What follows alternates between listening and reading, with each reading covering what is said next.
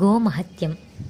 నమో గోభ్యః శ్రీమతిభ్యః సౌరాభ్యేభ్య ఏవ చ నమో బ్రహ్మానుతాభ్యశ్చ పవిత్రాభ్యో నమో నమః. గావో మమాగ్రతః సంతు గావో మే సంతు పృష్ఠతః. గావో మే హృదయే నిత్యే గవాం మధ్యే వసామ్యహం. సర్వదేవ మయా దేవి సర్వదైవాలంకృతే మాతుర్భిలాషితం సఫలం కురువందిని.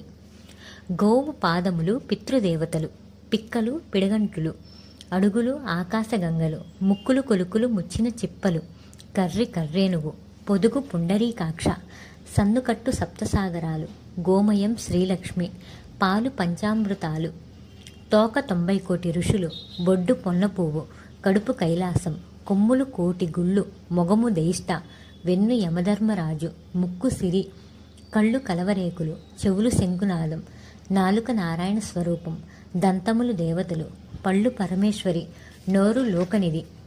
దేవేంద్రుని భార్య సచీదేవి, బ్రహ్మదేవుని భార్య సరస్వతీదేవి, శ్రీమన్నారాయణ భార్య లక్ష్మీదేవి, శ్రీరాముల వారి భార్య సీతాదేవి, గోపాలకృష్ణమూర్తి భార్య రుక్మిణీదేవి, ఈశ్వరుని భార్య పార్వతీదేవి, వశిష్ఠుల వారి భార్య అరుంధతీదేవి.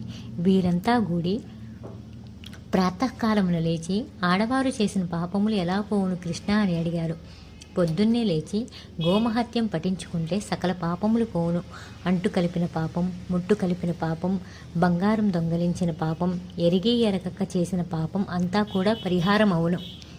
మధ్యాహ్నం కాలం పఠిస్తే ఏమిటి కృష్ణ అంటే, సహస్ర గుళ్లల్లో దీపారాధన చేసినట్లు, జన్మాంతరం 5వ తనం ఇచ్చినట్లు, 100 గోవులు దానం చేసినట్లు. అర్ధరాత్రి వేళ పఠిస్తే ఏమిటి కృష్ణ అంటే, యమబాధలు పడబోరు, యమకింకరులను చూడబోరు. గోమహత్యం పఠించిన పణతి వస్తుంది. ఎలాగున వస్తుంది, ఏ తీరును వస్తుంది? కనకాంబరాలతో కదులుతూ, తులాభారాలతో తొలతూగుతూ, తన భర్తను తలుచుకొని, తన పుత్ర పౌత్రికలను తలుచుకొని, మిత్రబంధువులను అనుకొని లక్ష్మీ మహాలక్ష్మి ఎదురుగుండా వచ్చినది.